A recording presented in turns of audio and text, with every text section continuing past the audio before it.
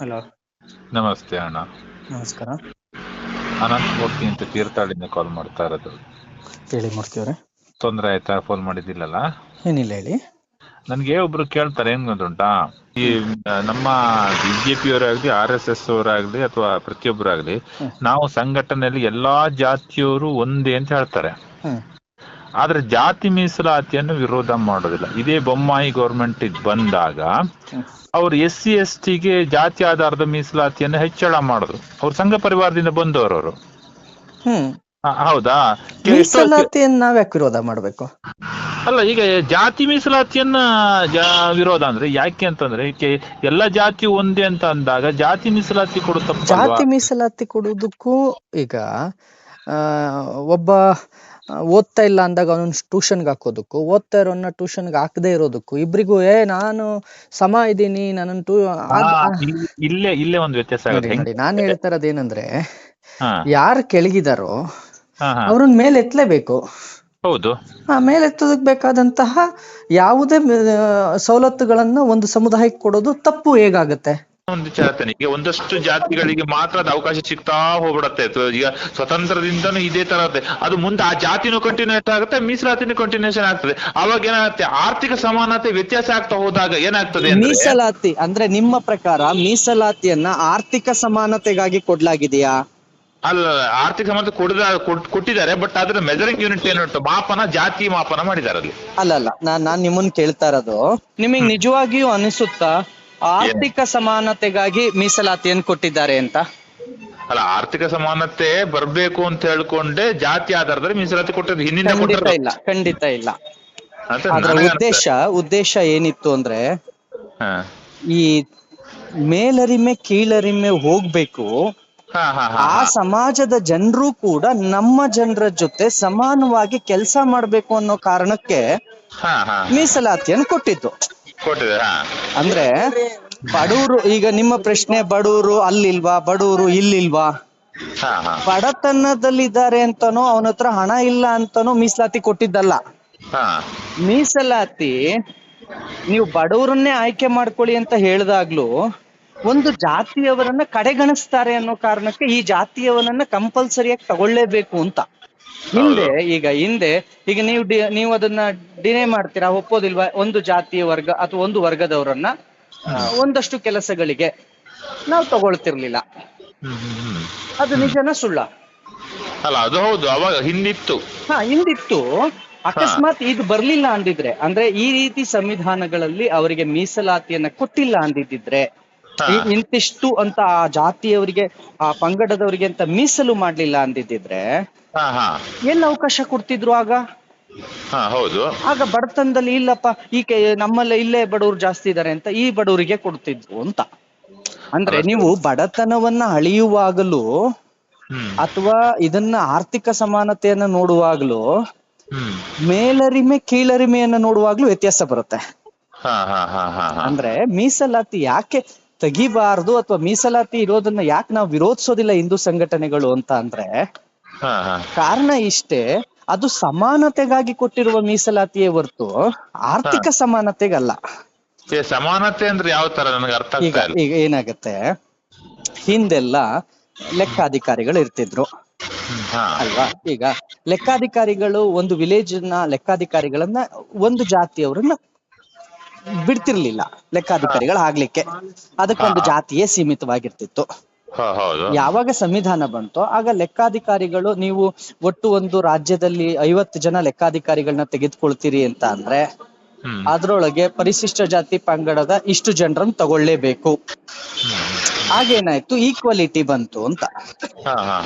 ಅಂದ್ರೆ ಇದು ಬಡತನ ಅಥವಾ ಶ್ರೀಮಂತಿಕೆ ಮೇಲೆ ಆಧಾರದಲ್ಲ, ಜಾತಿಯ ಆಧಾರದಲ್ಲಿ ಕಡೆಗಣಿಸಲ್ಪಟ್ಟಂತಹ ವ್ಯಕ್ತಿಗಳನ್ನು, ಅವರಲ್ಲಿ ವಿದ್ಯೆ ಇದೆ, ಅವರಲ್ಲಿ ಜ್ಞಾನ ಇದೆ, ಅವರನ್ನು ಕೂಡ ಈಗ ನೀವು ಮೀಸಲಾತಿ ಒಳಗಡೆ IPS ಗೆ ಒಂದು 5% 10% ಮೀಸಲಾತಿ ಇದೆ ಅನ್ಕೊಳ್ಳೋಣ. ಆ 5% ಗೆ ಆ ಮೀಸಲಾತಿ ಒಳಗೆ ಒಡೆದಾಡೋರು ಕೂಡ ಸಾವಿರಾರು ಜನ ಇದ್ದಾರೆ. ಅದು ಮೆರಿಟ್ ಮೇಲೆನೆ ಬರೋದು, ಅಲ್ಲೇನು ಮೆರಿಟ್ ಇಲ್ದೆ ಏನ್ ಬರೋದಿಲ್ಲ. ಆದ್ರೆ ಆ ಜಾಬ್ ಅಲ್ಲಿ ಆ ಸಮುದಾಯ ಮೀಸಲಾಯ್ತಲ್ಲ, ಆ ಸಮುದಾಯದವ್ರು ಬರೋಂಗಾಯ್ತಲ್ಲ. ಎಲಚೇನಹಳ್ಳಿಗೆ ಕೊಡಿ, ಎಲ್ಚನಹಳ್ಳಿ ಮೆಟ್ರೋ ಸ್ಟೇಷನ್ ಅಲ್ಲಿ. ಎಷ್ಟು ಒಂದ್ ನಿಮಿಷ. ಹಾ ಹಾ ಅಂದ್ರೆ ನಾವು ತಪ್ಪು ಕಲ್ಪನೆಗಳನ್ನ ಇಟ್ಕೊಂಡ್ಬಿಡ್ತೀವಿ ಅಂತ. ಅಲ್ಲ ನಾನ್ ಹೇಳೋದ್ ಹೆಂಗ್ ಗೊತ್ತಾ, ಇವಾಗ ನೀವು ಹೇಳೋದ್ ಕರೆಕ್ಟ್. ಹಿಂದೆಲ್ಲ ಕೆಲವೊಂದು ವರ್ಗಗಳಿಗೆ ಯಾವ್ದು ಅವಕಾಶ ಇರ್ಲಿಲ್ಲ ಅಲ್ವಾ? ಅಲ್ಲ ಕರೆಕ್ಟ್, ಹಿಂದ್ ಇರ್ಲಿಲ್ಲ, ಬಟ್ ಈಗ ಈಗ ಇದು ಸಂವಿಧಾನದಲ್ಲಿ ಇಲ್ಲ ಅಂದ್ರೆ ನೀವ್ ಹೇಳೋದು ತೆಗೆದು ಬಿಡಿ ಅಂತ. ಅಲ್ಲ ತೆಗೆದು ಬಿಡಿ ಅಂತ ನಾ ಹೇಳ್ತಾ ಇಲ್ಲ, ಅದನ್ನ ನಾನು ಹೇಳ್ತಾ ಇರೋದು ಹಾಗಲ್ಲ. ಹಿಂದೆ ಒಂದು ವರ್ಗಕ್ಕೆ ಅವಕಾಶ ಇರಲಿಲ್ಲ, ಆದ್ರಿಂದ ಆ ವರ್ಗಕ್ಕೆ ಅವಕಾಶ ಕೊಡ್ಬೇಕು ಅಂತ ಮೀಸಲಾತಿಯನ್ನು ಕೊಡ್ತು ಸರ್ಕಾರ. ಹೌದು. ಅಲ್ವಾ? ಈಗ ಆ ಮೀಸಲಾತಿ ಕೊಟ್ಟು 79 ವರ್ಷಗಳು ಕಳೀತಾ ಬಂತು. ಈಗ ಅವರೆಲ್ಲ ಮೇಲ್ ಬಂದಿದ್ದಾರೆ. ಈಗ ಯಾವ ವರ್ಗ ಕೆಳಗಿದೆ, ಯಾವ ವರ್ಗ ಮೇಲಿದೆ ಪುನಃ ಸಮೀಕ್ಷೆ ಆಗಿ ಈಗ ಕೆಳಗಿನ ವರ್ಗ ನೋಡಿ, ನೀವು ಆರ್ಥಿಕವಾಗಿ ಕೆಳಗೆ ಮೇಲೆ ನೋಡ್ತಿದ್ದೀರಾ, ನಾವು ಆರ್ಥಿಕವಾಗಿ ಕೆಳಗೆ ಮೇಲೆ ನೋಡ್ತಾನೆ ಇಲ್ಲ ಸರ್. ಒಂದು ಅತ್ಯಂತ ಕಡು ಬಡವ ಬ್ರಾಹ್ಮಣ ಲಿಂಗಾಯತ ಅಂತ ಅನ್ಕೊಳ್ಳೋಣ, ಅಥವಾ ಗೌಡ್ರು ಅನ್ಕೊಳ್ಳೋಣ, ಕುರುಬ್ರು ಅನ್ಕೊಳ್ಳೋಣ. ಅತ್ಯಂತ ಕಡು ಬಡದ ಮಾದಿಗ ಅಥವಾ ಮತ್ತಾವುದೋ ಒಂದು ಕ್ಯಾಸ್ಟ್ ಅನ್ಕೊಳ್ಳೋಣ. ಇಬ್ರು ಅತ್ಯಂತ ಕಡು ಬಡವ್ರೆ, ಆದ್ರೆ ಅವರ ನಡುವೆ ಜಾತಿ ತಾರತಮ್ಯ ಇದೆ, ಇದನ್ನು ಒಪ್ಕೊಳ್ಳೇಬೇಕು ಅಲ್ವಾ? ಜಾತಿ ತಾರತಮ್ಯ ಇದೆ, ಇದೆಯೋ ಇಲ್ವೋ? ಹಾಗಾಗಿ ಆ ತಾರತಮ್ಯ ಹೋಗ್ಲಿಕ್ಕೆ ನಾವು ಮೀಸಲಾತಿ ಕೊಟ್ಟಿದೀವಿ. ಹೌದು. ಅಂದ್ರೆ ನೀನ್ ಈ ಕಡೆ 3 ಜನರನ್ನ ಆಯ್ಕೆ ಮಾಡ್ಕೊಂಡ್ರೆ, ನೀನು ಬ್ರಾಹ್ಮಣ, ಲಿಂಗಾಯತ, ಕುರುಬ, ಗೌಡದಿಂದ 3 ಜನ ಆಯ್ಕೆ ಮಾಡ್ಕೊಂಡ್ರೆ, ಈ ಕಡೆಯಿಂದನು 2 ತಗೊಳ್ಳೇಬೇಕಪ್ಪ ನೀನು. ಅಂದ್ರೆ ಮೀಸಲಾತಿ ಕೊಟ್ಟು ಅವ್ರನ್ನ ಅಂದ್ರೆ ನಮ್ಮಲ್ಲಿ ಜಾತಿ ತಾರತಮ್ಯ ಹೋಗಿ ಸಮಾನತೆ ಬರ್ಲಿಕ್ಕೆ ಹಿಂದೂ ಧರ್ಮ ಶ್ರಮಿಸ್ತಾ ಇದೆ. ಇದು ಯಾರೋ ಹೊರಗಿನವ್ರು ಬಂದ್ ಮಾಡಿದ್ದಲ್ಲ, ನಮಗ್ ನಾವೇ ಮಾಡ್ಕೊಂಡಿದ್ದು, ನಮಗ್ ನಾವೇ ಮಾಡ್ಕೊಳಕ್ಕೆ ಮಾಡಿದ್ದು. ಇಲ್ಲಿ ನೀವು ಆರ್ಥಿಕವನ್ನ ನೋಡೋಕ್ ಬಂದ್ರೆ ತುಂಬಾ ಜನರ ತಪ್ಪು ಕಲ್ಪನೆ ಏನು ಅಂತ ಅಂದ್ರೆ, ನಾವು ಆರ್ಥಿಕವಾಗಿ ಸದೃಢವಾಗಿದ್ದೀವಲ್ಲ ಅಂತ. ಆರ್ಥಿಕವಾಗಿ ಸದೃಢವಾಗಿರೋರಿಗೆ ಮೀಸಲಾತಿ ಅವ್ರು ದುರ್ಬಳಕೆ ಮಾಡ್ಕೊಂತಿದ್ದಾರೆ. ಆರ್ಥಿಕವಾಗಿ ಯಾರು ಸದೃಢವಾಗಿದ್ದಾರೋ ಅವ್ರ ಮೀಸಲಾತಿ ತಗೋಬಾರ್ದು, ನಾವು ತೆಗಿಬಾರ್ದು. ಅಲ್ಲ, ಅದು ಅವ್ರಿಗೆ ಅವ್ರು ಮೋಸ ಮಾಡ್ಕೊಂಡಂಗೆ, ನಾವು ಮೋಸ ಮಾಡ್ದಂಗಲ್ಲ. ಈಗ ಹೆಂಗೆ ಅಂದ್ರೆ ಸರ್ಕಾರ ಆ ಒಂದು ಬೇಸ್ಮೆಂಟ್ ಅಲ್ಲಿ ಕೊಡುವಾಗ ಪ್ರತಿಯೊಬ್ರು ವ್ಯಕ್ತಿಗಳನ್ನು ನೋಡಿ ನೀವು ನಾವ್ ನಾನ್ ಹೇಳ್ತಾ ಇರೋದೇನು ಅಂದ್ರೆ, ಈಗ ನಾವು ಒಂದು ರೊಟ್ಟಿ ಇಟ್ಕೊಂಡಿದೀವಿ, 10 ರೊಟ್ಟಿ ಇದಾವೆ, ಊರಲ್ಲಿ 10 ಮನೆ ಇದಾವೆ, 10 ಮನೆಗೂ ಈಕ್ವಲ್ ಆಗಿ ಕೊಡ್ತೀವಿ. ಒಂದು ಮನೆಯಲ್ಲಿ ಒಬ್ನೇ ತಿಂದ್ರೆ ನಾನೇನ್ ಮಾಡ್ಲಿ, ಅದು ಅವನ್ ಮನೆ ಪ್ರಾಬ್ಲಮ್. ಆದ್ರೆ 10 ಅವನ್ ಮನೇಲಿ ಒಬ್ನೇ ತಿಂತಾನೆ, ಹಂಗ ಕೊಡೋದು ಬೇಡ ಅಂತ ನಾವ್ ಹೇಳಕ್ ಆಗಲ್ಲ. ಆ ಜಾತಿಲಿ ಆ ಜಾತಿವಾರು ಇರೋರ್ತಕ್ಕಂತ ಸಮುದಾಯದವರು ನಮಗ್ ಬಂದಿರೋ ಮೀಸಲಾತಿಯನ್ನ ನಾವು ಹಂಚ್ಕೋಬೇಕು ಕರೆಕ್ಟ್ ಆಗಿ. ಇಲ್ಲಿ ಖರ್ಗೆ ಒಬ್ಬರೇ ಮೀಸಲಾತಿ ಒಳಗಡೆ ಪ್ರತಿ ಬಾರಿ ಮಿನಿಸ್ಟರ್ ಆಗ್ತಾರೆ, ಬೇಡ ನಾವು ಬೇರೆ ಕುಟುಂಬಕ್ಕೆ ಕೊಡ್ಬೇಕು ಅಂತ ಅವ್ರ ಮನ್ಸಲ್ಲಿ ಬರ್ಬೇಕು. ಮೀಸಲಾತಿ ತೆಗೀರಿ ಅನ್ಬಾರ್ದು ನಾವು. ಅವರು ಅವರ ಸಮುದಾಯದಲ್ಲಿ ಆ ಸಮುದಾಯದ ಜನ ಬುದ್ಧಿವಂತರಾಗಬೇಕು. ಆ ಸಮುದಾಯದ ಜನರು ಮೀಸಲಾತಿಯನ್ನ ಸರಿಯಾಗಿ ಬಳಸ್ಕೊಂಡು ಪ್ರತಿ ಕುಟುಂಬಗಳು ಮೇಲ್ ಬರ್ಲಿಕ್ಕೆ ಪ್ರಯತ್ನ ಮಾಡ್ಬೇಕು. ನನ್ನ ಪ್ರಕಾರ ಇಲ್ಲ, ಜಾತಿ ತಾರತಮ್ಯ ಹೋಗಿಲ್ಲ. ಅಲ್ಲ, ನೀವು ಆರ್ಥಿಕ ಸಮಾನತೆಯ ಬಗ್ಗೆ ಮಾತಾಡ್ತಿದ್ದೀರಿ, ನಾನು ಅದನ್ನ ಅಗ್ರಿ, ನಿಮ್ಮ ಆರ್ಥಿಕ ಸಮಾನತೆಯನ್ನು ಒಪ್ಕೊಳ್ತೀನಿ. ಜಾತಿ ಹೌದು, ಜಾತಿ ವಿಚಾರದಲ್ಲಿ ಆ ಜಾತಿ ಆರ್ಥಿಕವಾಗಿ ಕಮ್ಮಿ ಇದೆ, ಈ ಜಾತಿ ಆರ್ಥಿಕವಾಗಿ ಕಮ್ಮಿ ಇದೆ, ನೆವರ್. ಆ ರೀತಿ ಯಾವ್ದು ಇಲ್ಲ. ಆರ್ಥಿಕವಾಗಿ ಇವತ್ತು ದಲಿತ ಸಮುದಾಯದ ಜನರು ಅತ್ಯಂತ ಪ್ರಭಾವಿಶಾಲಿಗಳು ಇದ್ದಾರೆ, ಅತ್ಯಂತ ಆರ್ಥಿಕವಾಗಿ ಮುಂದುವರೆದವರು ಇದ್ದಾರೆ. ಅವ್ನು ಎಷ್ಟೇ ಆರ್ಥಿಕವಾಗಿ ಮುಂದುವರೆದಿದ್ರು ಇವತ್ತು ಹಳ್ಳಿಗಳಲ್ಲಿ ಜಾತಿಯ ಕಾರಣದ ತಾರತಮ್ಯ ಇದ್ದೇ ಇದೆ. ನಮ್ಮಲ್ಲಿ ಸಾಮಾಜಿಕ ಊರಿನ ಸಾಮಾಜಿಕ ಜಾತ್ರೆಗಳಲ್ಲಿ ಇಲ್ಲ ಸರ್, ನಾನು ಈಗ್ಲೂ ಹೇಳ್ತೀನಿ, ಊರುಗಳಲ್ಲಿ ನಡೆಯುವ ಸಾಮಾಜಿಕ ಕಾರ್ಯಕ್ರಮಗಳು, ಜಾತ್ರೆಗಳು, ಸಮಾವೇಶಗಳಲ್ಲಿ ಇನ್ನೂ ಅವರನ್ನು ಹೊರಕಿಟ್ಟಿದೀವಿ, ಇದು ಸತ್ಯ. ಅನೇಕ ಕಡೆ ಅಲ್ಲ, 50% ಗ್ರಾಮಗಳಲ್ಲಿ ಇವತ್ತಿಗೂ ಅಲ್ಲಿ ಗ್ರಾಮಸ್ಥರು ಅದೇ ಅವರಿಗೊಂದು ಜಾತಿ ಇರುತ್ತಲ್ಲ. ಈಗ ಒಂದು ಊರಿನಲ್ಲಿ ಈಗ ಎಲ್ಲಿ ಲಿಂಗಾಯತ ಸಮುದಾಯ ಅತಿ ಹೆಚ್ಚಿದೆಯೋ ಅಲ್ಲಿ ಲಿಂಗಾಯತರು ಮಾಡಿದ್ದಾರೆ, ಎಲ್ಲಿ ಒಕ್ಕಲಿಗ ಸಮುದಾಯ ಹೆಚ್ಚಿದೆಯೋ ಅಲ್ಲಿ ಒಕ್ಕಲಿಗರು ಮಾಡಿದ್ದಾರೆ, ಎಲ್ಲಿ ಕುರುಬ ಸಮುದಾಯ ಜಾಸ್ತಿ ಇದೆಯೋ ಅಲ್ಲಿ ಕುರುಬ್ರು ಮಾಡಿದ್ದಾರೆ. ಇನ್ನ ಕುರುಬ್ರು, ಒಕ್ಕಲಿಗರು, ಲಿಂಗಾಯತರು ಬಿಟ್ಬಿಡಿ, ಬ್ರಾಹ್ಮಣರನ್ನ ಬಿಟ್ಬಿಡಿ, ಇನ್ನು ನೀವು ಈ ಪರಿಶಿಷ್ಟ ಜಾತಿ ಪರಿಶಿಷ್ಟ ಪಂಗಡದಲ್ಲಿ ಬರ್ತಕ್ಕಂತಹ ಜಾತಿಗಳೊಳಗಡೆನೆ ಮೇಲು ಕೀಳು ಇದೆ. ಹೌದು. ಹೆಚ್ಚು ಜನ ಅವ್ರಿರೋ ಈಗ ಕಡೆ ಇದೆಲ್ಲ ಲೆಕ್ಕಾಚಾರ ಹಾಕಿ ಮೇಲಿನ ಜಾತಿಯವರು ಕೆಳಗಿನ ಜಾತಿಯವರು ಕನ್ಫ್ಯೂಸ್ ಆಗ್ತಿದೆಯಲ್ಲ ನಮ್ಗೆ.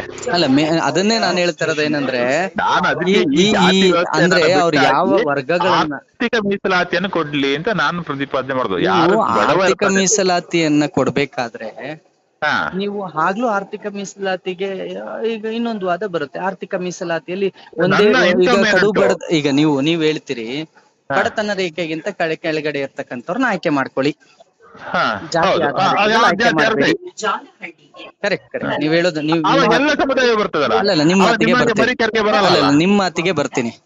ಹಾ 1000 ಜನರಿಗೆ ಹಾ 1000 ಜನರಿಗೆ ಕೊಡ್ಬೇಕಾಗಿದೆ. ಏನು ಒಂದೇನೋ ಒಂದು ಹೊಸ ಯೋಜನೆ ಬಂದಿದೆ, 1000 ಜನಕ್ಕೆ ಕೊಡ್ಬೇಕು. ಹಾ ನೀವ್ ಹೇಳ್ತಾ ಇದ್ದೀರಾ ಜಾತಿ ಆಧಾರದಲ್ಲಿ ಮೀಸಲಾತಿ ಬೇಡ, ಆರ್ಥಿಕ ಸಮಾನತೆಯಲ್ಲಿ ಕೊಡಿ ಅಂತ. ಹಾ ಸರಿ ಆಯ್ತು, ಆ ಜಾತಿ ಆಧಾರಿತ ಮೀಸಲಾತಿಯನ್ನು ತೆಗ್ದಿದೀವಿ ಅಂದ್ಕೊಳ್ಳೋಣ. ಹ್ಮ್ ಈಗ ನನಗೆ ಹೇಳಿ 10,000 ಅಪ್ಲಿಕೇಶನ್ಸ್ ಬಂದಿದೆ. ಹಾ ಹಾ ಹಾ 10,000 ಅಪ್ಲಿಕೇಶನ್ಸ್ ಬಂದಿದೆ. ಹಾ ಅದ್ರಲ್ಲಿ ಲಿಂಗಾಯತರು 1,000 ಜನ ಹಾಕಿದ್ದಾರೆ, ಹಾ ಒಕ್ಕಲಿಗರು 1,000 ಜನ ಹಾಕಿದ್ದಾರೆ, ಹಾ ಕುರುಬ್ರು 1,000 ಜನ ಹಾಕಿದ್ದಾರೆ, ಹಾ ಮಾದಿಗ ಸಮುದಾಯದವರು 1,000 ಜನ ಹಾಕಿದ್ದಾರೆ. ಹಾ ಹೀಗೆ ಅಂದ್ರೆ ಪರಿಶಿಷ್ಟ ಪಂಗಡದ 10 ಜಾತಿಗಳು ಇವರೆಲ್ಲರೂ 1,000 ಹಾಕಿದ್ದಾರೆ ಅಂತ ಅನ್ಕೊಳ್ಳಿ. ಹಾ ಆಯ್ಕೆ ಮಾಡ್ಬೇಕಾದ್ರೆ ಹ್ಮ್ ಯಾವುದೋ 1-2 ಜಾತಿಯ ಅತಿ ಕಡು ಬಡತನದವ್ರನ್ನ ನೀವು ಆಯ್ಕೆ ಮಾಡ್ಕೊಂಡ್ಬಿಟ್ರೆ ಮಿಕ್ಕಿದ ಎಲ್ಲಾ ಜಾತಿಯವ್ರಿಗೂ ನ್ಯಾಯ ಎಲ್ಲಿ ಸಿಕ್ತು? ಅಲ್ಲ ಅದೇ ಅದ್ರಲ್ಲಿ ಏನಾಗುತ್ತೆ ಅಂದ್ರೆ ನೀವು ಆಯ್ಕೆ ಮಾಡ್ಬೇಕಾದ್ರೆ ಯಾವ ಮಾನದಂಡ ಇಡ್ತಾರೆ? ಇಡ್ತೀರಿ? ಕಡು ಬಡತನ ಅಂತ ಇಡ್ತೀರಿ. ಕಡಿಮೆ ಆರ್ಥಿಕ ಅಂದ್ರೆ ಅವನ 1,000 ಜನಕ್ಕೆ ಕೊಡ್ಬೇಕು. ಎಲ್ಲ ಸರ್, 1,000 ಜನಕ್ಕೆ ಕೊಡ್ಬೇಕು. ಹೌದು ಅದ್ರಲ್ಲಿ 10,000 ಬಂದಿದೆ. ಹೌದು ಹತ್ರ. ಆಮೇಲೆ ಎರಡು ಮೆರಿಟ್ ಬರುತ್ತಲ್ಲ ಮತ್ತೆ. ಅಲ್ಲಲ್ಲ ನೀವು ಮೆರಿಟಿನ್ ಬಗ್ಗೆ ನಾನು ಮಾತಾಡ್ತಲ್ಲ, ನೀವು ನಾನು ಜಾಬಿನ ಬಗ್ಗೆ ಮಾತಾಡ್ತಲ್ಲ, ನಾನು ಯೋಜನೆಗಳ ಬಗ್ಗೆ ಮಾತಾಡ್ತೀನಿ. ಯೋಜನೆ ಹೌದು. ಯಾವ ಆಧಾರದಲ್ಲಿ ಕೊಡ್ತೀರಾ ನೀವೀಗ? ಈಗ 1,000 ಅಪ್ಲಿಕೇಶನ್ ಬಂದಿದೆ ಅಂತ ಇಟ್ಕೊಳ್ಳಿ ನೀವು. 10,000 ಅಪ್ಲಿಕೇಶನ್ಸ್ ಬಂದಿದೆ, 1000 ಜನರಿಗೆ ಯೋಜನೆಯನ್ನ ತಲುಪಿಸ್ಬೇಕು. 10,000 ಅಪ್ಲಿಕೇಶನ್ ಅಲ್ಲಿ ಫಸ್ಟ್ ಏನ್ ಮಾಡ್ತೀವಿ ಅಂತಂದ್ರೆ ಅದಷ್ಟು ಅಪ್ಲಿಕೇಶನ್ಸ್ ಅಲ್ಲಿ ಮೊದಲು ಅತ್ಯಂತ ಕಡು ಬಡವ ಯಾರು ಹೆಂಗ್ ಹೇಳ್ತೀರಾ ನೀವು? ಯಾವ ಆಧಾರದಲ್ಲಿ ಹೇಳ್ತೀರಾ? ಎಲ್ಲಾ ಸಮುದಾಯದವರು ಹೇಳ್ತಾರಾಗ ನನ್ ಜಾತಿಲಿ ಇರೋನು ಅತಿ ಕಡು ಬಡವ ಇದ್ದಾನೆ. ಇನ್ಕಮ್ ಸರ್ಟಿಫಿಕೇಟ್ ಅಥವಾ ಬೇರೆ ಏನಾದ್ರು ಇರುತ್ತೆ ಹಾಕಿ ಕೊಡ್ಬೇಕಲ್ಲ. ಅವ್ನು ನನ್ಗೆ ಇಂತಿಷ್ಟು ಆದಾಯ ಇದೆ ಇದಾರೆ ಅನ್ಕೋಬಿಡಿ. ಈಗ ಈಕ್ವಲ್ ಆಗಿ ಇದಾರೆ, ಎಲ್ಲಾ ಜಾತಿಯಲ್ಲಿ ಈಕ್ವಲ್ ಆಗಿ ಈಗ ಹಾಕಿರೋ ಅಷ್ಟು ಜನರು ಒಂದೇ ಮೆರಿಟ್ ಅಲ್ಲಿ ಇದಾರೆ ಅನ್ಕೊಳ್ಳಿ. 10,000 ಜನರು ಒಂದೇ ಮೆರಿಟ್ ಅಲ್ಲಿ ಇದಾರೆ. ಕೊಡ್ಲಿಕ್ಕೆ ಬರಲ್ಲ. ಅವಾಗ ಏನಾಗುತ್ತೆ, ಒಂದು ಎಕ್ಸಾಮ್ ಏನಾದ್ರು ಇಟ್ಟು ಪ್ರಾಬ್ಲಮ್ ಆಗೇ ಆಗುತ್ತೆ. ಅಲ್ಲ ಅದನ್ನೇ ಹೇಳಿದ್ದು, ಆಗ ಪ್ರಾಬ್ಲಮ್ ಆಗೇ ಆಗುತ್ತೆ. ಹೌದು ಹಾಗೆ ಹೇಳ್ತಾರೆ ಮೇಲ್ಪಂಕ್ತಿಯವರು ಕೆಳಪಂಕ್ತಿಯವರನ್ನ ಅಥವಾ ಈ ಜಾತಿಯವ್ರನ್ನ ತುಣಿದ್ರು ಅಂತ. ಅದಕ್ಕೆ ಮೀಸಲಾತಿ ಇರೋದು. ಈ ಸಮುದಾಯದವ್ರಿಗೆ ಇಷ್ಟು, ಈ ಸಮುದಾಯದವ್ರಿಗೆ ಇಷ್ಟು, ಈ ಸಮುದಾಯ ಕೊಡ್ತಾರೆ ಅಂತಂದ್ರೆ ಆ ಸಮುದಾಯದವರಿಗೆ ಹೋಗುತ್ತೆ. ಬೇರೆಯವ್ರು ಅವ್ರಿಗೆ ಬೇರೆ ಸಮುದಾಯದ ಕಡು ಬಡವರು ಇರ್ತಾರೆ, ಅವ್ರಿಗೆ ಒಪ್ಪೋದಿಲ್ಲ ಸರ್. ನೀವ್ ಏನೇನ್ ನ್ಯಾಯ ಕೊಡ್ತೀವಿ ಅಂದ್ರೂ ನ್ಯಾಯ ಒಪ್ಪೋದಿಲ್ಲಲ್ಲ ಸಮುದಾಯದವ್ರಾಗ. ಅವ್ರು ಹೇಳ್ತಾರೆ ಇಲ್ಲ ನೀವು ಬೇಕು ಅಂತಾನೆ ನಿಮ್ ಸಮುದಾಯದವ್ರಿಗೆ ಕೊಟ್ಟಿದ್ದೀರಾ ಅಂತ. ಅಲ್ಲ ಒಪ್ಪುದಿಲ್ಲ ಅಂದ್ರೆ ಈಗ ಹಾಗಾದ್ರೆ 70-80 ವರ್ಷದಿಂದ ಅವ್ರಿಗೆ ಕೊಡ್ತಾನೆ ಇದ್ರೆ ಬಾಕಿ ಇದ್ದವ್ರು ಹಾಗಾದ್ರೆ ದೇಶದ ಪ್ರಜೆಗಳಲ್ವ, ಅವರಲ್ಲಿ ಬಡತನ ಇಲ್ವಾ? ಹಾಗಾದ್ರೆ ಬಡತನ ಯಾರು ಆರ್ಥಿಕ ಸಮೀಕ್ಷೆ ಅದನ್ನೇ ಹೇಳಿದ್ದು. ನೀವು ತಪ್ಪು ತಿಳ್ಕೊಂಡಿದ್ದೀರಿ. ಮೀಸಲಾತಿ ಅನ್ನೋದು ಬಡತನದ ಆಧಾರದ ಮೇಲೆ ಕೊಡ್ತಾ ಇರೋದಲ್ಲ, ಮೇಲು ಕೀಳು ಅಥವಾ ತಾರತಮ್ಯದ ಆಧಾರದ ಮೇಲೆ ಕೊಡ್ತಾ ಇರೋದು. ಹೌದು. ಇವತ್ತು ಅದನ್ನ ತಪ್ಪು ಮಾಡ್ಕೊಂಡು ಕೆಲವರು ನಮಗೂ ಕೊಡಿ ಅಂತ ಕೇಳ್ತಾರೆ. ಬಾಬಾ ಸಾಹೇಬ್ ಅಂಬೇಡ್ಕರ್ ಬಾಬಾ ಸಾಹೇಬ್ ಅಂಬೇಡ್ಕರ್ ಇಲ್ಲ ಆರ್ಥಿಕತೆ ಇಲ್ಲ ಅಂತಂದಾಗ ಏನಾಗತ್ತೆ, ಆರ್ಥಿಕ ಸಮಾನತೆ ಬಂದಾಗ ಅನಸಮಾನತೆ ಮೇಲು ಕೀಳು ಆಗತ್ತೆ, ಆರ್ಥಿಕ ಸಮಾನತೆ ಬಂದಾಗ ಆ ಮೇಲು ಕೀಳು ಹೋಗುತ್ತೆ. ಅದು ಇಲ್ಲ ಸರ್, ನೀವು ಆರ್ಥಿಕ ಸಮಾನತೆ ಮೇಲೆ ಮೀಸಲಾತಿಯನ್ನ ಬರೀಲಿಲ್ಲ ಸಂವಿಧಾನದಲ್ಲಿ. ಇಲ್ಲ ಅಲ್ಲ ನಾನೀಗ ದೇವಸ್ಥಾನದ ಲೈನಲ್ಲಿ ನಿಂತಿರ್ತೀನಿ, ದೇವಸ್ಥಾನ ಒಳಗೆ ಹೋಗಕ್ಕೆ ಅಂತೇಳಿ. ನಿಮ್ಮ ಮಲ್ಲಿಕಾರ್ಜುನ ಖರ್ಗೆ ಪ್ರಿಯಾಂಕ ಖರ್ಗೆ ಬಂದ್ರು ಅಂದ ಕೂಡಲೇ ಅವರು ದೊಡ್ಡ ಮಿನಿಸ್ಟ್ರು ಅಂತ ಹೇಳ್ಕೊಂಡು ನಮ್ಮನ್ನೆಲ್ಲ ಪೊಲೀಸರು ದ್ವಾಣಲ್ಲಿ ಬಡ್ದು ಆಚೆ ಹಾಕಿ ಅವ್ರನ್ನ ಮುಂದೆ ಬಿಡ್ತಾರೆ. ಅಲ್ಲಿ ಒಂದು ಕೆಲಸ ಮಾಡೋದು ಯಾವುದು? ಹುದ್ದೆ ಮತ್ತು ದುಡ್ಡು ಕೆಲಸ ಮಾಡತ್ತಲ್ಲಿ ಅಲ್ವಾ? ಅಧಿಕಾರ ಮತ್ತು ದುಡ್ಡು ಸಿಕ್ಕಿತು ಅಂತ ಜಾತಿ ವ್ಯತ್ಯಾಸ ಆಗತ್ತೆ. ಅಲ್ಲಲ್ಲ ನೀವು ಹೇಳೋದಕ್ಕೂ ನಾನ್ ಹೇಳ್ತಾ ಇರೋದೇನಂದ್ರೆ, ಸಂವಿಧಾನದಲ್ಲಿ ಮೀಸಲಾತಿಯನ್ನ ಇವತ್ತು ಬದಲಾಗಿರ್ಬೋದು, ಇವತ್ತು ಅದರ ಉದ್ದೇಶಗಳನ್ನು ಬದಲಾಯಿಸಿರ್ಬಹುದು, ಆದ್ರೆ ಸಂವಿಧಾನದಲ್ಲಿ ಮೀಸಲಾತಿಯನ್ನ ಬರ್ದಿದ್ದು ತಾರತಮ್ಯವನ್ನ ಹೋಗಲಾಡಿಸ್ಲಿಕ್ಕೆ ಹೊರತು ಆರ್ಥಿಕತೆಯ ಸಮಾನತೆಗಾಗಿ ಅಲ್ಲ. ಆರ್ಥಿಕತೆ ಸಮಾನತೆ ಖಂಡಿತವಾಗಿಯೂ ಮೀಸಲಾತಿಯನ್ನು ಕೊಡ್ಲಿಲ್ಲ. ಸ್ವತಂತ್ರ ಬಂದು 79 ವರ್ಷ ಆಯ್ತಲ್ವಾ? ಹೌದು. ಇಷ್ಟೊತ್ತವರೆಗೆ ಅವರಿಗೆ ಮೀಸಲಾತಿಯನ್ನು ಕೊಟ್ಟಿದ್ದಾರೆ, ಅಲ್ಲ, ಸರ್ಕಾರದಿಂದ ಅವ್ರಿಗೆ ಕೊಟ್ಟಿದ್ದಾರೆ. ಕೊಟ್ಟಿರೋದಲ್ಲ, ಒಂದ್ ಹೇಳ್ತೀನಿ, ಆ ಮೀಸಲಾತಿಗಳು ಇನ್ನೂ ಕೂಡ ಸರಿಯಾಗಿ ಅವ್ರ ಮನೆಯನ್ನು ತಲುಪಿಲ್ಲ. ಇವತ್ತು ದಲಿತರ ಮನೆಗಳು ಗುಡಿಸ್ಲುಗಳೇ ಆಗಿದಾವೆ ಹೊರತು ಹಾ ಹಾ ಅವ್ರ ಹಾ ಮನೆಗಳೇನು ಉದ್ಧಾರ ಆಗಿಲ್ಲ. ಹಾ ಹಾ ಹಾ ಅದನ್ನ ನಾವ್ ಹೇಳೋದೇನಂದ್ರೆ, ಹ್ಮ್ ಹ್ಮ್ ಹ್ಮ್. ನಿಮಗೆ 2 ಮಗು ಇದೆ, ಮಕ್ಳಿದಾರೆ ಅಂತ ಅನ್ಕೊಳ್ಳಿ. ಹಾ ಹೌದು. ಒಬ್ಬ ತುಂಬಾ ಚೆನ್ನಾಗಿ ಓದ್ತಿದ್ದಾನೆ, ಹಾ ಹಾ ಇನ್ನೊಬ್ಬ ಹಾ ಚೆನ್ನಾಗಿ ಒಂದ್ ಸ್ವಲ್ಪ ಕಮ್ಮಿ ಇದ್ದಾನೆ. ಹಾ ಸರಿ. ಅವನನ್ನ ನಾವು ಟ್ಯೂಷನ್ಗೆ ಹಾಕ್ಬೇಕಾಗತ್ತೆ, ಅವನಿಗೆ ಎಲ್ಲಾದ್ರೂ ಮನೆ ಪಾಠಕ್ಕೆ ಸೇರಿಸ್ಬೇಕಾಗತ್ತೆ. ಹಾ ಆಗ ಹಾ ಹಾ ಅವನಿಗೆ ಒಂದ್ ಸ್ವಲ್ಪ ಹೆಚ್ಚಿನ ಖರ್ಚು ಬೇಕಾಗತ್ತೆ. ನೀವು ಹೌದು. ಬಜೆಟ್ ಮಾಡ್ಬೇಕಾದ್ರೆ ಏನ್ ಮಾಡ್ತೀರಾ, ಒಂದ್ ಮಗುಗೆ 500 ರೂಪಾಯಿ ಖರ್ಚು, ಒಂದ್ ಮಗುಗೆ 500 ರೂಪಾಯಿ ಖರ್ಚು ಅಂತ ಇಟ್ಟಿರ್ತೀರಾ. ಹಾ ಆಗ ಹಾ ಹಾ ನೀವೇನ್ ಮಾಡ್ಬೇಕಾಗತ್ತೆ, ಇವನನ್ನ ಅವನ್ ಲೆವೆಲ್ಗೆ ತಗೊಬಂದು ಓದಿಸ್ಬೇಕು ಅಂದಾಗ ಹಾ ಒಬ್ಬ ಹಾ ಹಾ ಹುಡುಗನಿಗೆ 700 ರೂಪಾಯಿ ಬಜೆಟ್ ಮಾಡ್ಬೇಕಾಗ್ ಬರುತ್ತೆ. ಹೌದು ಹೌದು. ಯಾಕೆಂದ್ರೆ ಅವನಿಗೆ ಎಕ್ಸ್ಟ್ರಾ ಮನೆ ಪಾಠ ಮಾಡ್ಬೇಕಾಗತ್ತೆ.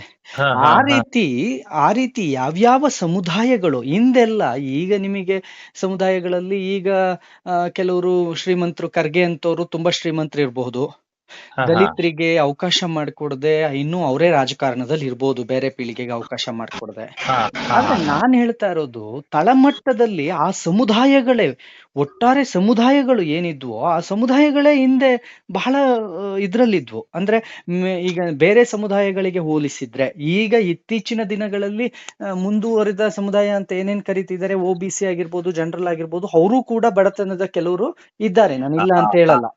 ಹಾ ಹಾ ನಾನು ಆದ್ರೆ ಹಾ ಹೇಳಿ. ಆದ್ರೆ ಇವತ್ತು ಹಾ ಬಡವರು ಬ್ರಾಹ್ಮಣರು ಇಲ್ವಾ ಅಂದ್ರೆ ಖಂಡಿತವಾಗಿಯೂ ಇದ್ದಾರೆ.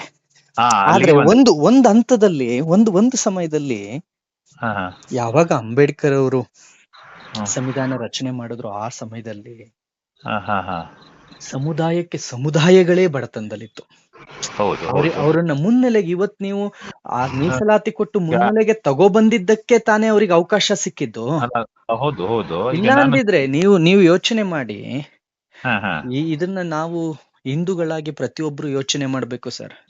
ಹೌದು ಸರ್, ಹೌದು. ನಾವು ಮೀಸಲಾತಿ ಕೊಟ್ಟು ಅವರನ್ನ ಶಿಕ್ಷಕನಾಗಿ, ಮೀಸಲಾತಿ ಒಳಗೆ ಆತನನ್ನ ಶಿಕ್ಷಕನಾಗಿ ಮಾಡ್ಲಿಲ್ಲ ಅಂದಿದ್ರೆ, ಹಾ ಹಾ ಹಾ ನಮ್ಮ ಊರಿನ ಶಾಲೆಯ ಶಿಕ್ಷಕನಾಗಿ ಒಬ್ಬ ದಲಿತನನ್ನ ನಾವು ಬಿಟ್ಕೊಳ್ತಿರ್ಲಿಲ್ಲ ಅಂತ.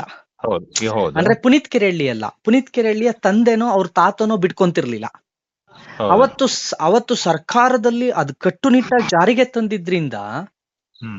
ಆತನನ್ನ ಜಾತಿ ಆಧಾರದಲ್ಲಿ ನೋಡಬಾರ್ದು ಅಂತ ಹೇಳಿ ಸಂವಿಧಾನ ಮತ್ತು ಕಾನೂನಲ್ಲಿ ಇದ್ದು, ಅದಕ್ಕೆ ಆ ರೀತಿ ನೋಡಿದ್ರೆ ಆತನಿಗೆ ಶಿಕ್ಷೆ ಇದೆ ಅಂತ ಹೇಳೋ ಹೊತ್ತಿಗೆ, ನಮ್ಮ ಮಾಸ್ಟರ್, ನನಗೆ ವಿದ್ಯೆ ಕೊಟ್ಟಂತ ನನ್ನ ಮಲೇಶ್ ಮಾಸ್ಟರ್ನ ನನ್ನ ಊರೊಳಗಡೆ ಬಿಟ್ಕೊಂಡ್ರು. ಹೌದು. ಇಲ್ಲಾಂದ್ರೆ ಬಿಟ್ಕೊಂತಿರ್ಲಿಲ್ಲ ಸರ್ ಅವತ್ತು. ಇಲ್ಲ ಹೌದು. ಅದನ್ನ ಈಗ ಒಪ್ಲೇಬೇಕಲ್ವಾ ಸರ್? ಹೌದು. ಹಾಗಾಗಿ ನಾನ್ ಹೇಳ್ತಾ ಇರೋದು, ಈಗ ನಾನು ಆಮೇಲೆ ಹೇಳೋದು ಒಂದ್ ನಿಮಿಷ, ಮಿಸ್ಯೂಸ್ ನೀವ್ ಹೇಳ್ತಾ ಇರೋದು, ಹಾ ಮೀಸಲಾತಿ ಮಿಸ್ಯೂಸ್ ಆಗ್ತಾ ಇರೋದ್ರ ಬಗ್ಗೆ. ಹೌದು ಹೌದು ಹೌದು. ಸರ್, ಬರೀ ಮೀಸಲಾತಿ ಮಾತ್ರ ಮಿಸ್ಯೂಸ್ ಆಗ್ತಿದ್ಯಾ ಸರ್? ಅಧಿಕಾರ ಮಿಸ್ಯೂಸ್ ಆಗ್ತಿಲ್ವಾ? ಎಲ್ಲರೂ ಮಾಡ್ತಾರೆ. ಮತ್ತೆ ಇಲ್ಲಿ ಮೀಸಲಾತಿ ಆಗಿರ್ಬೋದು, ಸರ್ಕಾರದ ಸೌಲಭ್ಯಗಳನ್ನಾಗಿರ್ಬಹುದು, ಮಿಸ್ಯೂಸ್ ಮಾಡ್ತಾ ಇರೋದು ವ್ಯಕ್ತಿನೇ ಹೊರತು ಸಮುದಾಯ ಅಲ್ಲ. ಅಲ್ಲ, ಹೌದು ಹೌದು. ಮೀಸಲಾತಿಯನ್ನ ಮಿಸ್ಯೂಸ್ ಮಾಡ್ಕೊಂತ ಇರೋದು ವ್ಯಕ್ತಿಗಳು. ಹೌದು, ವ್ಯಕ್ತಿಗಳು. ಹೌದು. ನೀವು ಸಮುದಾಯದ ವಿರುದ್ಧ ಯಾಕೆ ಬರ್ತೀರಿ? ಅಲ್ಲ, ನಾನು ಹೇಳೋದ್ ಕೇಳಿ, ಪೂರ್ತಿ ಕೇಳಿ ಅಣ್ಣ. ಈಗ RSS ಸಂಘಟನೆಯಿಂದ ಬಂದಿರುವಂತ ವ್ಯಕ್ತಿ ಅಧಿಕಾರಕ್ಕೆ ಬಂದಾಗ ಅವನು ಪುನಃ ಮತ್ತೆ ಮೀಸಲಾತಿಯನ್ನು ಜಾತಿ ಆಧಾರದಲ್ಲಿ ಕೊಟ್ಕೊಂಡು ಹೋಗ್ತಾನೆ. RSS ಅಲ್ಲಿ ಇರುವಾಗ ಅವನು ಎಲ್ಲಾ ಜಾತಿಯು ಒಂದೇ ಅಂತ ಹೇಳ್ತಾನೆ. ಇದು ಯಾಕೆ ನ್ಯಾಯ? ನೋಡಿ, ನೀವು ತಪ್ಪು ತಿಳುವಳಿಕೆಯನ್ನು ಮಾಡ್ಕೊಂಡಿದ್ದೀರಿ. ಹಾ ಸಂಘಟನೆಗಳು ಬೇರೆ, ಹಾ ರಾಜಕೀಯ ಪಕ್ಷ ಬೇರೆ. ಹೌದು. ಈ ಆಮೇಲೆ ರಾಜಕೀಯ ಒಂದು ಅದಕ್ಕೊಂದು ಸಿದ್ಧಾಂತ ಇದೆ, ಅದಕ್ಕೊಂದು ಸಂವಿಧಾನ ಇದೆ, ಅದ್ರ ಮೇಲೆ ಅದ್ ನಡೆಯುತ್ತೆ. ಸಂಘಟನೆಗೆ ನಮಿಗೊಂದು ಸಿದ್ಧಾಂತ ಇದೆ, ನಮಿಗೊಂದು ನೆಲೆ ಇದೆ, ಅದ್ರ ಮೇಲೆ ನಡೆಯುತ್ತೆ. ಹೌದು. ನೋಡಿ, ನಮ್ಮ ಆಚರಣೆಗಳು ಬೇರೆ, ರಾಷ್ಟ್ರ ಮತ್ತು ರಾಷ್ಟ್ರೀಯತೆ ಬೇರೆ. ನಿಮ್ಮ ಆಚರಣೆಗಳ ಬಗ್ಗೆ ನಾವು ಬರ್ದಿಲ್ಲ. ನಿಮ್ಮ ಆಚರಣೆಗಳು, ನೀವು ರಾಮನ್ ಪೂಜೆ ಮಾಡ್ಬೋದು, ಅವ್ರು ವಿಷ್ಣುನ್ ಪೂಜೆ ಮಾಡ್ಬೋದು, ಇನ್ನೊಬ್ಬ ದೇವ್ರಿಲ್ಲ ಅಂತ ಹೇಳ್ಬೋದು, ಇನ್ನೊಬ್ಬ ದೇವ್ರಿದ್ದಾನೆ ಅಂತ ಹೇಳ್ಬೋದು. ಈ ವಿಚಾರಗಳಿಗೆ ನಾವು ಬರ್ತಿಲ್ಲ. ನೀನ್ ರಾಮನನ್ನೇ ಪೂಜಿಸು, ಅವನು ಶಿವನನ್ನೇ ಪೂಜಿಸ್ಲಿ, ಅವನು ದೇವ್ರಿಲ್ಲ ಅಂತಾನೆ ಹೇಳಿ. ಆದ್ರೆ ನೀವೆಲ್ಲರೂ ತಾಯಿಯನ್ನ ಗೌರವಿಸ್ಬೇಕು. ನೀವೆಲ್ಲರೂ ಈ ಮಣ್ಣಲ್ಲಿ ಹುಟ್ಟಿದ ಮೇಲೆ ಗೋವನ್ನ ಗೌರವಿಸ್ಬೇಕು. ನೀವ್ ಈ ಮಣ್ಣಲ್ಲಿ ಹುಟ್ಟಿದ ಮೇಲೆ ಭೂಮಿ ತಾಯಿಯನ್ನ ಗೌರವಿಸ್ಬೇಕು. ತಾಯಿ ಕಾಲಿಗೆ ಬೀಳ್ಬೇಕು, ನಮಸ್ಕಾರ ಮಾಡ್ಬೇಕು, ಗಂಗೆಯನ್ನ ನಂಬಬೇಕು. ಈ ಭಾರತದ ಪ್ರತಿಯೊಬ್ಬನಿಗೂ ಕೂಡ ಭಾರತೀಯ ಪರಂಪರೆ ಅನ್ನೋದಿದೆ. ಗುರು ಬ್ರಹ್ಮ ಅಂತ ಕರಿತೀವಿ, ಗುರುವನ್ನು ಪೂಜಿಸ್ತೀವಿ. ತಾಯಿಗೆ ದೇವ್ರ ಸ್ಥಾನ ಕೊಡ್ತೀವಿ, ಅತ್ತಿಗೆಗೆ ತಾಯಿ ಸಮಾನ ಕೊಡ್ತೀವಿ, ಅಕ್ಕನಿಗೆ ತಾಯಿ ಸ್ಥಾನವನ್ನು ಕೊಡ್ತೀವಿ. ಇದು ಜಾತಿ ವಾಚಕ ಅಲ್ಲ. ಇದು ಜಾತಿವಾಚಕ ಅಲ್ಲ ಇದು. ಅಂದ್ರೆ ಹೌದು. ಯಾರು ಅತ್ತಿಗೆಯನ್ನ ತಾಯಿ ಅಂತಾರೆ? ಹ್ಮ್ ಬ್ರಾಹ್ಮಣರಂತಾರ, ಒಕ್ಲಿಗರಂತಾರ, ಕುರುಬ್ರಂತಾರ, ಯಾರಂತಾರೆ ಅತ್ತಿಗೆಯನ್ನ ತಾಯಿ ಅಂತ? ಎಲ್ಲರೂ ಅಂತ ಭಾರತೀಯ ಪ್ರತಿಯೊಬ್ಬ ಪ್ರಜೆಯೂ ಹೇಳ್ತಾನೆ ಅತ್ತಿಗೆ. ಹೇಳ್ತಾರೆ. ಅಕ್ಕನನ್ನ ತಾಯಿ ಅಂತ ಯಾರ್ಯಾರು ಕರೀತಾರೆ? ಭಾರತದ ಪ್ರತಿಯೊಬ್ಬ ಪ್ರಜೆಯೂ ಕರೀತಾನೆ. ಹೌದು. ಚಿಕ್ಕಮ್ಮನನ್ನ ತಾಯಿ ಅಂತ ಯಾರು ಕರೀತಾರೆ? ಭಾರತದ ಪ್ರತಿಯೊಬ್ಬ ಪ್ರಜೆಯೂ ಕರೀತಾನೆ. ಆದ್ರೆ ಚಿಕ್ಕಮ್ಮನ ಜೊತೆ ನಾನು ಮದುವೆ ಮಾಡ್ಕೊಂತೀನಿ ಅಂತ ಯಾರು ಹೇಳ್ತಾರೆ? ಅರಬ್ನವ್ರು ಹೇಳ್ತಾರೆ. ಚಿಕ್ಕಪ್ಪನ ಚಿಕ್ಕಮ್ಮನ ಮಗಳನ್ನ ನಾವು ತಂಗಿ ಅಂತ ಕರೆದ್ರೆ ಅವ್ರ ಹೆಂಡತಿ ಅಂತ ಕರೀತಾರೆ. ಯಾರು ಹೇಳ್ತಾರೆ? ಅರಬ್ನವ್ರು ಹೇಳ್ತಾರೆ. ಅದಕ್ಕೆ ಭಾರತದ ಸಂಸ್ಕೃತಿಯನ್ನು ಉಳಿಸುವುದು ನಮ್ಮ ಕರ್ತವ್ಯನೇ ಹೊರ್ತು ನೀನು ವಿಷ್ಣು ಪೂಜೆ ಮಾಡು, ನೀನ್ ರಾಮನ್ ಪೂಜೆ ಮಾಡು, ನೀನ್ ಕೃಷ್ಣನ್ ಪೂಜೆ ಮಾಡು, ನೀನ್ ಶಿವನ್ ಪೂಜೆ ಮಾಡು ಅಂತ ಹೇಳೋದಲ್ಲ ನಮ್ಮ ಕರ್ತವ್ಯ. ನೀನು ಯಾವ ದೇವರನ್ನ ಪೂಜಿಸ್ತೀಯೋ ಆ ದೇವರನ್ನ ಪೂಜೆ ಮಾಡು. ನೀನು ಪೂಜೆ ಮಾಡದನೇ ಇರು, ಆದ್ರೆ ರಾಷ್ಟ್ರೀಯತೆಯನ್ನ ಕಾಪಾಡ್ಕೊಳ್ಳೋದ್ರಲ್ಲಿ ನೀನ್ ಮೊದಲನಿಗಾಗು. ತಾಯಿಯನ್ನು ಗೌರವಿಸು. ಇದನ್ನ ನಾವು ರಾಷ್ಟ್ರ ಧರ್ಮ ಅಥವಾ ಭಾರತೀಯರ ಧರ್ಮ ಅಂತ ಹೇಳ್ಕೊಂಡು ಸಂಘಟನೆ ಕೆಲಸವನ್ನು ಮಾಡ್ತಿದೀವಿ. ಇದ್ರ ಮಧ್ಯೆ ನಾವೀಗ ಅಲ್ಲೋಗಿ ಈ ಜಾತಿಗೆ ಮೀಸಲಾತಿ ಕೊಡಿ, ಆ ಜಾತಿಗೆ ಮೀಸಲಾತಿ ಕೊಡಿ ಅಂತ ಹೇಳಲಿಕ್ಕೆ ನಾನು ಹೋದ್ರೆ ನನ್ನ ತಪ್ಪಾಗತ್ತೆ. ಅಥವಾ ಈ ಜಾತಿ ಕೊಡಬೇಡಿ, ಆ ಜಾತಿ ಕೊಡಿ ಅಂತ ಹೇಳಿದ್ರು ನನ್ ತಪ್ಪಾಗತ್ತೆ. ಅವ್ರಿಗೆ ಬಿಟ್ಟಿದ್ದು, ಅದು ನಿಮಗ್ ಬಿಟ್ಟಿದ್ದು. ನೀವು ಮೀಸಲಾತಿ ತಗೊಳ್ಳಿ, ನೀವು ಮೀಸಲಾತಿ ತಗೊಳ್ಳದೇ ಇರಿ, ನನಗೆ ಯಾವ ಬೇಸರವೂ ಇಲ್ಲ. ನೀನು ಶ್ರೀಮಂತನಾಗಿರು ಅಥವಾ ಬಡವನಾಗಿರು, ನನಗೆ ಯಾವ ಭೇದ ಭಾವವೂ ಇಲ್ಲ. ನೀನ್ ಶ್ರೀಮಂತನಾದ್ರೂ ತಾಯಿ ಕಾಲಿಗೆ ನಮಸ್ಕಾರ ಮಾಡು, ನೀನ್ ಬಡವನಾದ್ರೂ ತಾಯಿ ಕಾಲಿಗೆ ನಮಸ್ಕಾರ ಮಾಡು. ಯಾಕೆಂದ್ರೆ ಇದು ಈ ದೇಶದ ಪರಂಪರೆ ಮತ್ತು ಧರ್ಮ. ನೀನ್ ಇದನ್ನ ಪಾಲನೆ ಮಾಡು ಅಷ್ಟೇ. ನಾನು RSS ಅಲ್ಲಿ ಇದ್ದೀನಿ ಅಲ್ವಾ, ನಾನು ಭಾಷಣ ಮಾಡ್ತೇನೆ, ಎಲ್ಲಾ ಜಾತಿಯು ಒಂದೇ ಅಂತ ನಾನು ಭಾಷಣ ಮಾಡ್ತೇನೆ. ನಾಳೆ ನಾನು ಮುಖ್ಯಮಂತ್ರಿ ಆದೆ ಅಂತ ಕೂಡಲೇ ಕೆಲವು ಜಾತಿ ನಾವ್ ಹೇಳ್ತಾ ಇರೋದು ನಾವೆಲ್ಲರೂ ಒಂದೇ ಅಂತ. ಹೌದು, ನೀವು ನನ್ನನ್ನ ಯಾಕೆ ಆ ರಾಜಕೀಯ ಕೇಳಿತೀರಿ? ಅದನ್ನ ನೀವು ರಾಜಕೀಯದವ್ರ ಹತ್ರ ಕೇಳಿ. ನಾನ್ ಹೇಳ್ತಾ ಇರೋದು ರಾಷ್ಟ್ರೀಯತೆಯಲ್ಲಿ ನಾವು ನೀವು ಒಂದು. ನಮ್ಮೊಳಗೆ ಜಾತಿ ಭೇದ ಭಾವ ಇಲ್ಲ, ಪಂಥ ಭೇದ ಭಾವ ಇಲ್ಲ. ಅಕಸ್ಮಾತ್ ಅಲ್ಯಾರೋ ರಾಜಕೀಯ ಕಾರಣಕ್ಕೆ ಅಥವಾ ಅಲ್ಯಾವುದೋ ಒಂದು ಸಮುದಾಯ ಮೇಲ್ ಬರ್ಬೇಕು ಅನ್ನೋ ಕಾರಣಕ್ಕೆ ಅಥವಾ ಮತ್ಯಾವುದೋ ಕಾರಣಗಳನ್ನ ಇಟ್ಕೊಂಡು ಅಲ್ಲಿ ಯಾರೋ ಮೀಸಲಾತಿ ಕೊಡ್ತಾ ಇದ್ದಾನೆ ಅಂದ್ರೆ ಅದಕ್ಕೂ ನನಗೂ ಯಾಕೆ ಸಂಬಂಧ ಕಲ್ಪಿಸ್ತೀರಿ? ಇಲ್ಲ, ಅದಕ್ಕೆ ಸಂಬಂಧ ಇಲ್ಲ. ಅಲ್ಲ, ನಿಮ್ಮಿಂದ ಸರಿಯಾದ ಉತ್ತರ ಬರ್ಬೋದು ಅಂತ ಹಾಗೆ ಕೆಲವರ ಹತ್ರ ಸರಿಯಾದಂತ ಉತ್ತರ ಇಲ್ಲ, ಅವರಲ್ಲಿ ಆ ಒಂದು ಉತ್ತರ ಹೇಳುವಂತ ಚೈತನ್ಯ ಇರಲ್ಲ, ತಿಳ್ಕೊಂಡಿರಲ್ಲ. ಯಾವ್ದನ್ನ ಯಾರ ಹತ್ರ ಕೇಳ್ಬೇಕು? ಈಗ ಒಂದು ಮಂತ್ರವನ್ನ ಕೇಳ್ಬೇಕು ಅಂದ್ರೆ ಒಬ್ಬ ಅರ್ಚಕನ ಹತ್ರ ಹೋಗ್ಬೇಕು, ಒಂದು ಕಾನೂನನ್ನು ಕೇಳ್ಬೇಕಾದ್ರೆ ಒಬ್ಬ ಲಾಯರ್ ಹತ್ರ ಹೋಗ್ಬೇಕಲ್ವಾ? ನಿಮ್ಮ ಧರ್ಮದ ಬಗ್ಗೆ ಮತ್ತು ಹಿಂದೂ ಸಂಘಟನೆ ಬಗ್ಗೆ ಇದ್ರ ಬಗ್ಗೆ ನಿಮಗೆ ತುಂಬಾ ತಿಳುವಳಿಕೆ ಇದೆ, ಅದ್ರ ಸರಿಯಾದ ಉತ್ತರ ಸಿಗುತ್ತೆ ಅಂತ ನಾನು ಕೇಳಿದ್ದು. ಖಂಡಿತ. ಆಮೇಲೆ ನಾನು ಯಾವುದೇ ಮೀಸಲಾತಿಗಳನ್ನ ನಾನು ವಿರೋಧಿಸೋದು ಇಲ್ಲ. ಆಮೇಲೆ ಅದು ಸರಿ ತಪ್ಪುಗಳ ವಿಶ್ಲೇಷಣೆಗೂ ನಾನು ಹೋಗೋದಿಲ್ಲ. ಅದು ನನಗೆ ಅಗತ್ಯವಿಲ್ಲದ ಒಂದು ವಿಚಾರ. ನನಗೆ ಅಗತ್ಯ ಇಲ್ಲ ಅದು. ಈಗ ಒಳ ಮೀಸಲಾತಿಗಾಗಿ ಹೋರಾಟ ಮಾಡ್ತಿದ್ದಾರೆ, ಆದ್ರೆ ವಿಶ್ಲೇಷಣೆಗೆ ನಾನು ಹೋಗೋದಿಲ್ಲ. ತಗೊಂಡ್ರೆ ಶುಭಾಶಯ ತಿಳಿಸ್ತೀನಿ, ಒಳ್ಳೇದಾಗಿ ರಾಷ್ಟ್ರೀಯ ಧರ್ಮದಲ್ಲಿ ಬದುಕಿ. ಆಮೇಲೆ ನಾನ್ ಹೇಳೋದೇನಂದ್ರೆ, ಗೆದ್ದವನಿಗೆ ಅಭಿನಂದನೆ ಸಲ್ಲಿಸ್ತೀನಿ, ಇಂಥವನೇ ಗೆಲ್ಬೇಕು ಅನ್ನೋದು ನನ್ನ ಉದ್ದೇಶ ಇಲ್ಲ. ನೀವ್ ಯಾರಾದ್ರೂ ಗೆಲ್ಲಿ, ನಮ್ಮಿಂದ ನಿಮಗೊಂದು ಅಭಿನಂದನೆ, ಒಳ್ಳೇದು, ಗೆಲ್ಲಿ. ಮೀಸಲಾತಿ ತಗೊಳ್ಳಿ, ನೀವು ಮೀಸಲಾತಿ ಇಲ್ದೆ ಬೆಳೀರಿ. ನೀವ್ ಹೇಗೆ ಬೆಳೀರಿ, ಮೀಸಲಾತಿ ಒಳಗಾರು ಬೆಳೀರಿ, ಮೀಸಲಾತಿ ಇಲ್ಲದಲಾರು ಬೆಳೀರಿ, ಆದ್ರೆ ರಾಷ್ಟ್ರೀಯತೆಯನ್ನು ಮರಿಬೇಡಿ.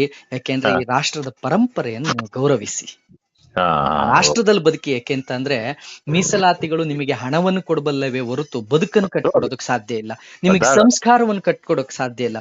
ಈ ಸಂಸ್ಕೃತಿಗಳನ್ನು ಕಟ್ಕೊಡ್ಬೇಕು ಅಂತಂದ್ರೆ ಅದಕ್ಕೆ ಈ ದೇಶದ ಸಂಸ್ಕೃತಿ ಮಾತ್ರ ಬೇಕು.